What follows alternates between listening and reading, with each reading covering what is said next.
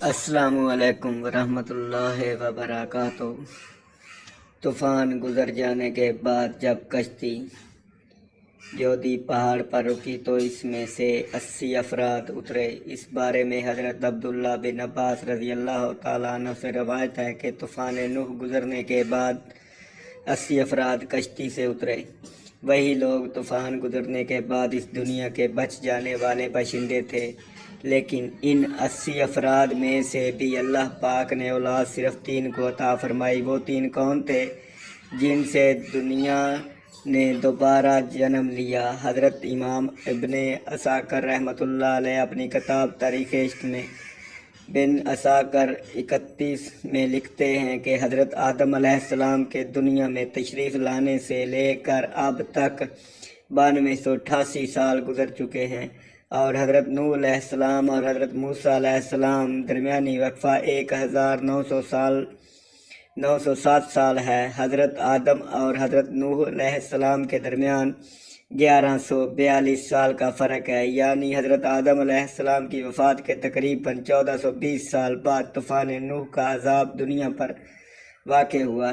جب یہ 80 لوگ کشتی سے اترے تو یہ شروع میں بابل کے ارد گرد آباد ہوئے، اور وہاں انہوں نے ایک بازار بھی قائم کیا جس کو 100 کے شمین یعنی 80 افراد کا بازار کہا جانے لگا۔ شروع میں یہ مختلف زبانیں بولتے تھے، پھر اللہ پاک نے ان پر کرم کیا اور ان کو ایک نئی زبان عربی سے متعارف کروا دیا۔ تو طوفان سے پہلے حضرت نوح علیہ السلام کی اولاد موجود تھی، جبکہ ان کے بیٹے سام کی عمر 98 برس تھی۔ یہ یاد رہے کہ طوفان نوح میں تمام انسانیت کو اللہ پاک نے ہلاک کر دیا، سوائے ان 80 افراد کے لوگوں کے جو کہ حضرت نوح علیہ السلام پر ایمان لائے اور کشتی میں سوار ہوئے۔ آج یہ ساری دنیا نسل نوح علیہ السلام ہی مانی جاتی ہے۔ حضرت پاک قرآن پاک میں فرماتا ہے، اور آپ نے اس اولاد کو باقی رکھا۔ حضرت ابن عباس رضی اللہ تعالیٰ عنہ سے روایت ہے کہ حضرت نوح علیہ السلام کے 4 بیٹے پیدا ہوئے تھے، سام، بام، یافت اور کنعان۔ حضرت سام کی اولاد سفید اور گندمی رنگ کی پیدا ہوئی، حضرت بام کی اولاد کالی پیدا ہوئی، تیسرے بیٹے حضرت یافت کی اولاد سرخی مائل پیدا ہوئی، اور چوتھا بیٹا کنعان تھا جو اپنی ماں کی طرف نوح پر ایمان نہ لایا اور طوفان میں ہی غرق ہوا تھا۔ حضرت ابو قتادہ سے روایت ہے، تمام انسان حضرت نوح علیہ السلام کی ہی اولاد ہیں۔ جب یہ 80 افراد کشتی سے اترے تو اللہ پاک نے حضرت نوح علیہ السلام اور ان کے تینوں بیٹوں یعنی حام، سام اور یافت کے علاوہ باقی لوگوں کو ایک خاص بیماری میں مبتلا کیا۔ وہ اولاد پیدا نہ کر سکے۔ شروع میں یہ تمام افراد بابل میں رہنے لگے، لیکن جیسے جیسے سام، حام اور یافت کی اولاد بڑھنے لگی تو انہوں نے دوسرے علاقوں میں ہجرت شروع کر دی۔ حضرت نوح علیہ السلام کے 3 بیٹے کا ذکر جو ہم پہلے بھی کر چکے ہیں، آپ کو بتاتے چلیں کہ سام کو ایشیا، بام کو افریقہ اور یافت کو یورپ کا جد امجد کہا جاتا ہے۔ اس بات کو تاریخ کی تقریباً تمام کتب میں بیان کیا گیا، یہاں تک کہ مغربی تاریخ دان بھی اس کو ماننے کے اس وقت جو ہم دنیا میں موجود اقوام ہیں سب کی سب حضرت نوح علیہ السلام کے انہی 3 بیٹوں کی اولاد سے ہیں۔ حضرت نوح علیہ السلام کے 3 بیٹوں میں سے حضرت سام کو یہ اعزاز حاصل ہے کہ طوفان کے بعد آنے والے تمام انبیاء انہی کی نسل سے تھے۔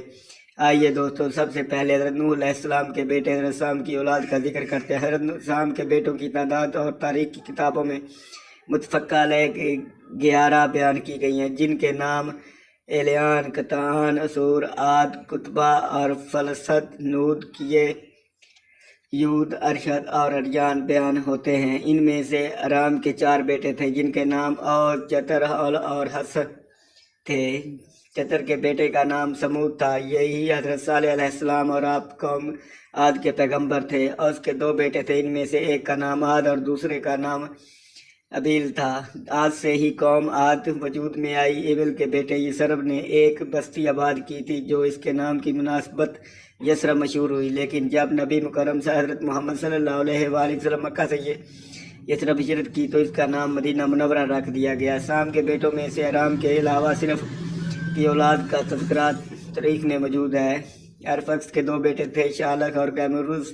کیمروس فارس کا جد امجد بنا۔ کیمروس کے 6 بیٹے عراق، فارس، شام، تور اور اپنے علاقوں میں ان کی نسلوں کے مورث اعلیٰ کہلائے میں سے سامک کے بیٹے ہوشنگ فارس کے بادشاہوں کا جد امجد کہا جاتا ہے۔ اس طرح ارفسن کا جو دوسرا بیٹا تھا شالخ اس کا صرف ایک بیٹا تھا جس کا نام آبر تھا۔ تاریخ دانوں نے اس آبر کو حضرت ہود علیہ السلام بھی لکھا ہے۔ چتر کے بیٹے سمود جو حضرت صالح علیہ السلام تھے، ان کے 2 بیٹے تھے، ان کا نام فلج اور دوسرے کا نام یکتان تھا۔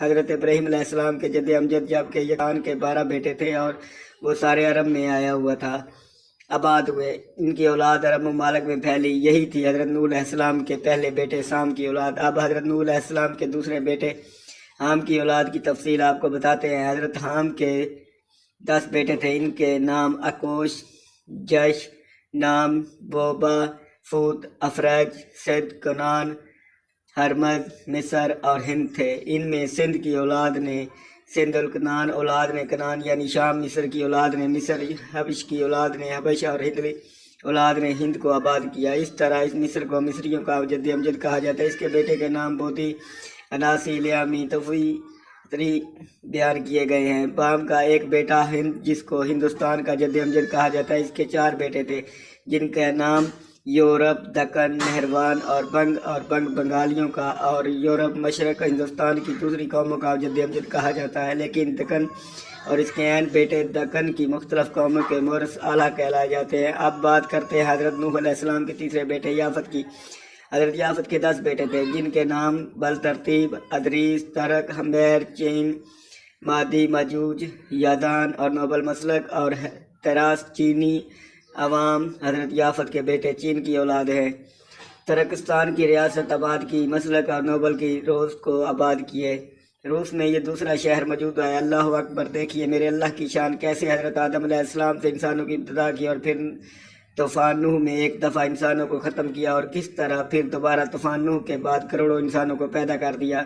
بے شک زمین و آسمان بلکہ اس پوری کائنات کا اللہ ہی خالق و مالک ہے۔ ہمارے لیے کتنی شرم کی بات ہے کہ ایک ہی جد امجد ہونے کے باوجود ہم ایک دوسرے کی جان کے دشمن بنے ہوئے ہیں۔ اللہ پاک ہم سب کو ہدایت اور بھائی چارہ عطا فرمائے، آمین یا ثم آمین۔